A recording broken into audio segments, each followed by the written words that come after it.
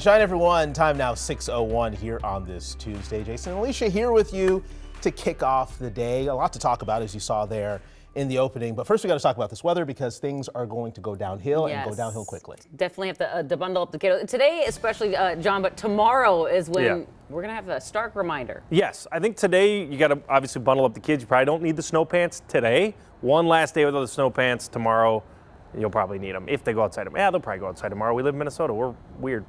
It is much colder right now, -9 degrees. So we've dropped about 9 to 15 degrees from yesterday. So that's what one cold front will do. Let's get you to around seasonal. This is a seasonal day. You got to remember the weekend was warm. So one cold front drops you to normal or average. And then tomorrow's cold front drops you well below average. 21 degrees out there now. It is relatively quiet. Little breeze, not too bad. That said, 15, I don't see 15 out here, maybe 5 or 10. Again, temperatures in the 20s right now. Temperatures today are going to be very seasonal in the upper 20s, increasing clouds in the afternoon. We will track a chance for some light snow, mainly after the evening rush. We'll time it out in your forecast.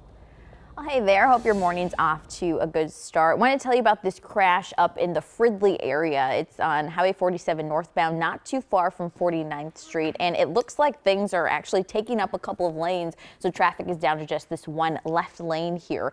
So keep that in mind if you're headed out the door over the next 20-30 minutes and you're headed towards Spring Lake Park, Coon Rapids. You may want to add a couple extra minutes.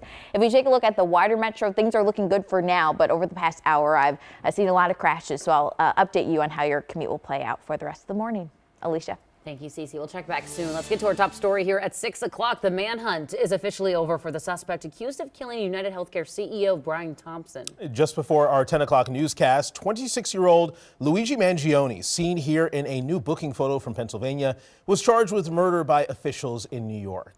We have team coverage on the new developments this morning. Michelle Beck is learning more about who the suspect is, but first let's get to Audrey with the details of his arrest. Good morning, Audrey. Good morning, Jason, Alicia. Yeah, Luigi Mangione is waking up behind bars this morning after 5 days on the run. In the last 8 hours, he's been slapped with murder and weapons charges. He's already faced a judge in Pennsylvania, and he's expected to appear in New York courts in the coming days. Now, in the end, it wasn't sophisticated police technology that brought him down. It was old-fashioned pictures of the suspect spread across the country. The 26-year-old was found about 300 miles away from New York City at a McDonald's in Altoona, Pennsylvania. Police say Mangione was eating at the restaurant when he was recognized. An employee called 911, and when police arrived, they asked Mangione to remove his mask and to answer one question. He had asked the suspect if he had been in New York City recently, and that really invoked a physical reaction from the suspect. He became visibly nervous, kind of shaking at that question. Mangione was found with a 3D printed gun and a 3-page written note criticizing corporate America. That's not the only piece of Mangione's writing that's under the microscope this morning. In 30 minutes, we'll break down the other things Mangione's expressed in the past that could point towards a motive. Jason, Alicia. All right, Audrey, reporting from our newsroom this morning. Thank you. And this morning we are learning more about that suspect that Audrey was just talking about, Luigi Mangione. So let's bring in Michelle with what we know at this hour. Well, Jason, Alicia, Luigi Mangione is active on social media, and it lines up with what's confirmed about him. His last known address in Hawaii and the degrees that he earned from UPenn. One photo also shows a spinal x-ray. A former roommate telling CNN Mangione had surgery earlier this year, leaving him with screws inside of his body. A big look into his motivation and mindset will come from that 3-page handwritten note officials say they found. As those pages have yet to be revealed, NBC News cites 2 senior law enforcement officials who say the document refers to the healthcare industry. One official says it refers to avoiding detection.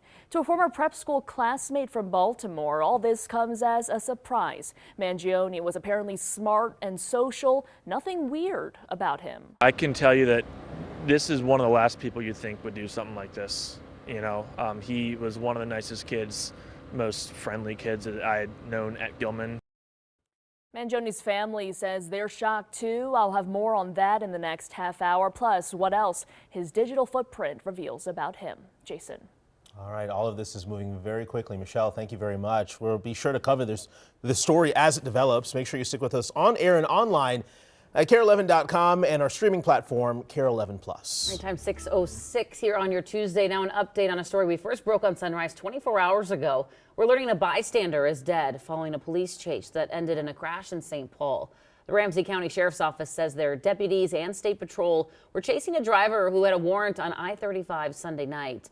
Traffic cameras show at one point the suspect swerved off of the highway, drove through the grass, and then up the on-ramp going the wrong way.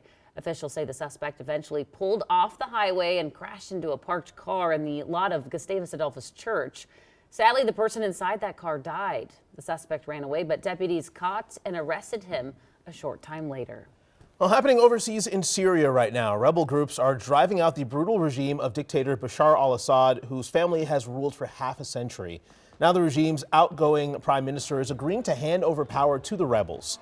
The rebellion's leader, once an al-Qaeda supporter and considered a terrorist by the U.S., is promising moderation and to work for all Syrians. He's ordering his forces to prevent looting and to leave civilians unharmed. Meanwhile, a transitional prime minister has yet to be picked. We're a little less than 6 weeks out from the inauguration of President-elect Donald Trump. Before he's sworn in, one of Minnesota's most prominent voices in law enforcement will be stepping down. U.S. Attorney Andy Lugar expects to leave his office in the coming weeks. It's standard for appointed officials like U.S. attorneys to be replaced with a change in presidential administration. During his tenure, Lugar inherited the investigation into the largest pandemic fraud case in the country, where he ended up charging 70 people. He also made violence in Minneapolis in the aftermath of George Floyd's murder a top priority. And he began building a case against Minneapolis street gangs using RICO. I saw a chance to have an immediate impact on the community, and I saw a chance to make a difference in our state. I'm proud of not only the vision that I brought, but this office rising to the occasion and law enforcement taking on those challenges. Lugar says he has no plans to run for public office. As of this morning, there's no official date set for his departure. This afternoon, Governor Tim Walz is announcing a $4.5 million initiative for law enforcement recruitment and training across the state. The funds will support 46 agencies sponsoring education and providing a salary during training. They say it'll benefit nearly 100 candidates wanting to make a career transition into law enforcement. Now, for years, the largest police departments in our area have had issues with getting people to apply. At the same time, officers are leaving. This year, the Minneapolis Police Department received applications from 1,125 candidates. At the end of October, 60 officers have been hired. But according to our reporting, the department is understaffed by nearly 40%. In St. Paul, the police department was 75 employees below authorized strength as of last month. In just a few hours, Mayor Jacob Frey is announcing a nearly $18.5 million investment in affordable housing across the city. The trust fund awards will go toward 11 housing projects. It will help with new construction or facility updates. The Native American Community Clinic is one of the recipients planning to build new housing units.